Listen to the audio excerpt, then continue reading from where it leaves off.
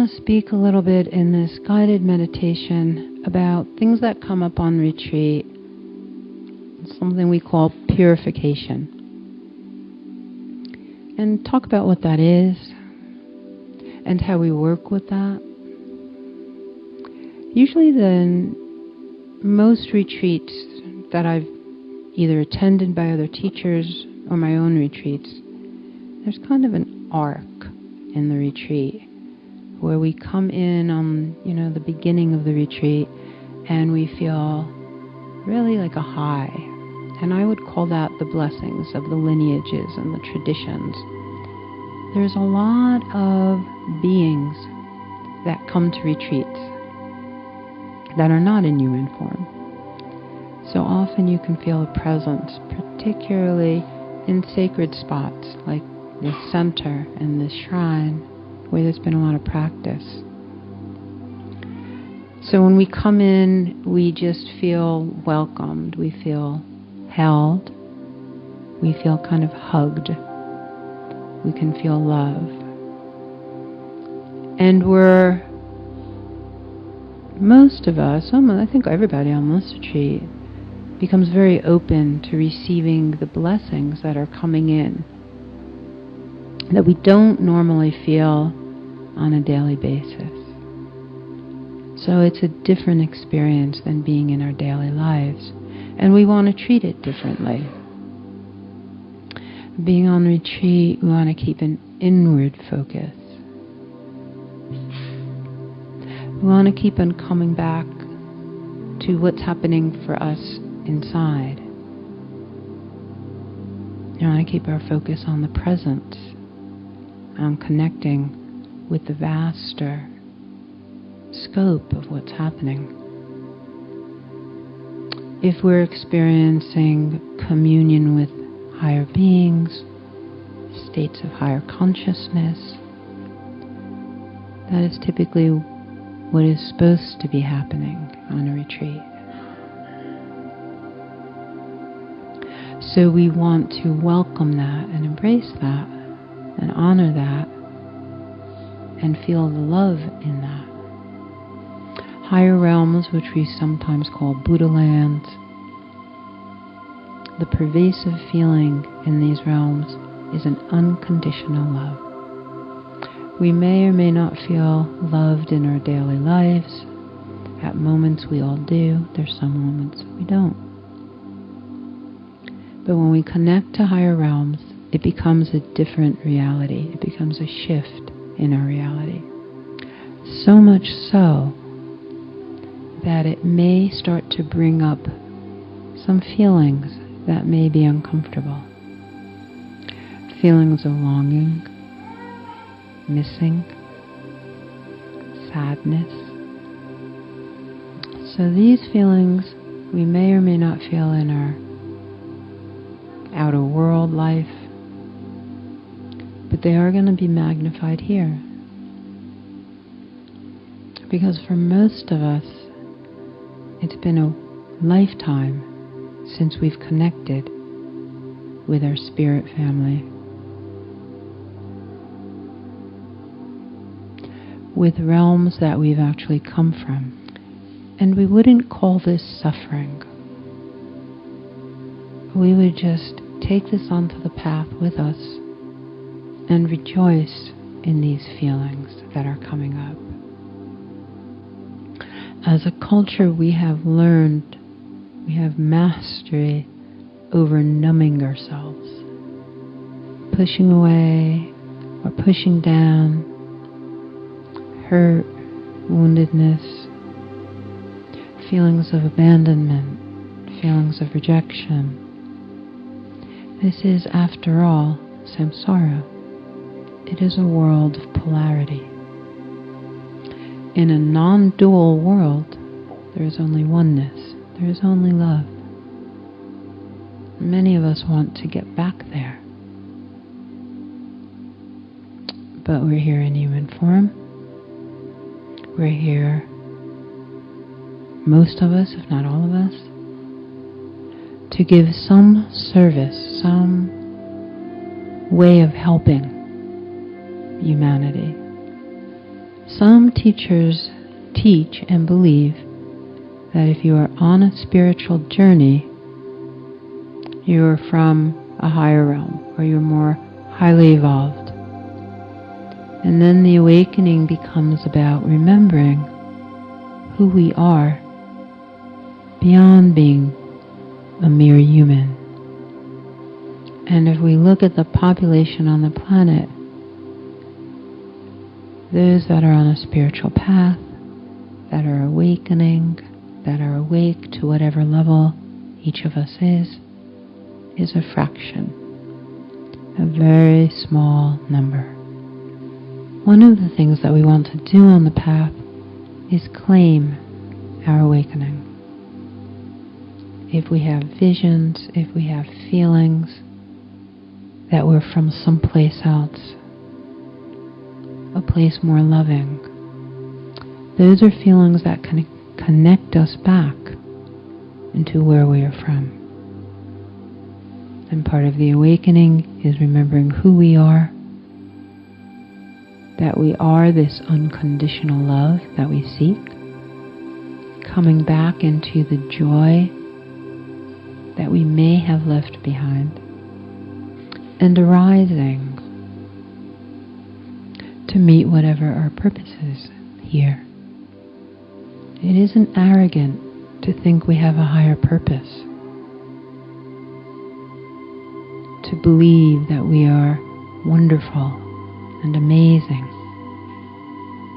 So we may hear these types of things on retreats, from spiritual teachers and sanghas, through texts and books that we're reading. But for many of us, it's really difficult to fully receive. And that is one of the challenges on this planet, in this polarity, on the spiritual path. To come into feeling good about ourselves, to be forgiving, to be patient, to be compassionate, to not give up on ourselves. In a lot of images, we'll see deities and God beings sitting on lotuses. So the lotus flower grows out of the mud, and that is symbolic for samsara. Samsara is very muddy. It's confusing. One of the belief systems that we overcome on the spiritual path is that there's something wrong. Often something wrong with us. So it takes time to shift, to transform, to believe there is nothing wrong. And there's nothing wrong with us. It's hard for us to believe that we're perfect. There's a lot of reports of awake beings that came into remembrance of being in higher evolved spaces and civilizations. And they talk about how before they incarnated on earth, they saw the suffering and were compelled, were passionately moved to incarnate here, to help. But when they came here, they didn't expect it to be so hard. From a higher view, everything is possible, everything looks possible. We may have the idea, I'll just go there and fix the planet, it's fine. It'll take a few days. But what they found was, it takes lifetimes. And some of us, this story may feel familiar. If we feel challenged, it doesn't mean there's something wrong with us. In Vajrayana on the Tibetan Buddhist path, this is what is being taught by deities. What we do on the Vajrayana path in the awakening process is become merged with the deity, with the qualities of higher beings, which are already inherently in us. We are inherently devotional, full of gratitude. We want to be happy. We want others to be happy. All of this sits inside of us. It's our Buddha nature. Our Buddha nature wants to arise. And on retreat, that is exactly what's happening. For our Buddha nature, for our unconditional love to arise, whatever is overlaying it that is not like love needs to be released. Belief systems that are not serving us, feelings of sadness, feelings of despair, depression, anger. These emotions are not part of who we really are. As they're released, they move up through our mind-body complexes. So sometimes we think we feel worse on retreat, but what's happening is what we call purification. On retreat, we're not trying to hold it together. There's no one to please when we're on retreat. It's just us with ourselves. On the path, there are cycles of purification, and we become familiar with what that's like and how that feels, and how to work with ourselves, how to love ourselves through it. We become whole. We take back all the parts of ourselves that we may have felt we needed to push away to belong. The Buddha himself said that humanity has a form of a disease. And the Four Noble Truths and the other teachings he gave was medicine that would cure the disease of suffering. That we ultimately find that all suffering starts in the mind. We all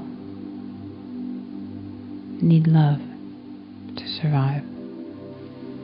The biggest lack on the planet is a lack of love. We could read 1,000 books on all types of traditions, have an enormous amount of intellectual knowledge. But until we cultivate compassion, bodhicitta, till we connect with that deep place in our hearts that so much want love and have love to give, we will not be able to awaken. The more that we are thinking about, caring for, interested in other people, in how to make less suffering for them, the more merit we receive. Merit itself, without any other knowledge, has the power to awaken us.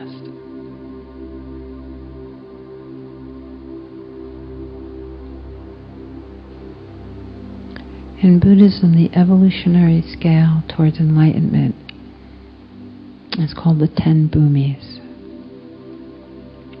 And each bhumi is another level of deepening our devotion, our awareness, our love, our loyalty.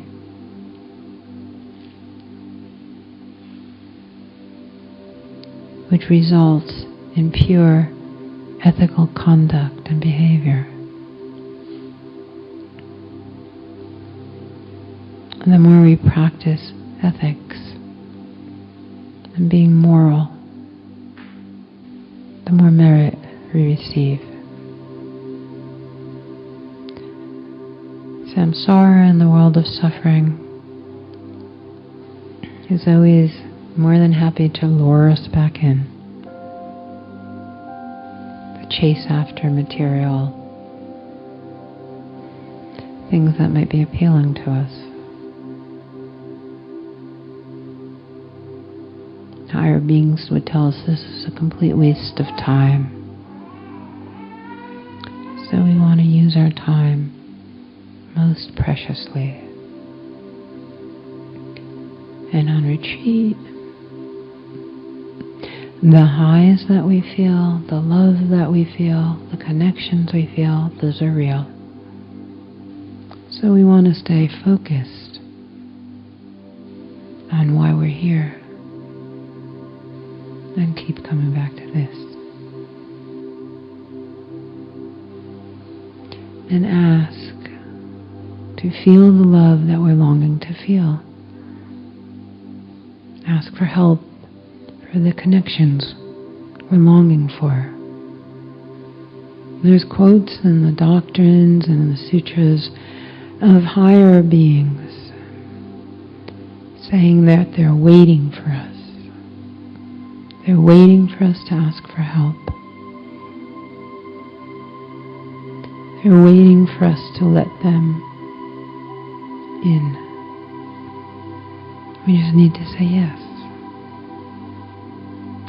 So on this retreat, we will continue to deepen, awaken, and become the love that is the goal of awakening.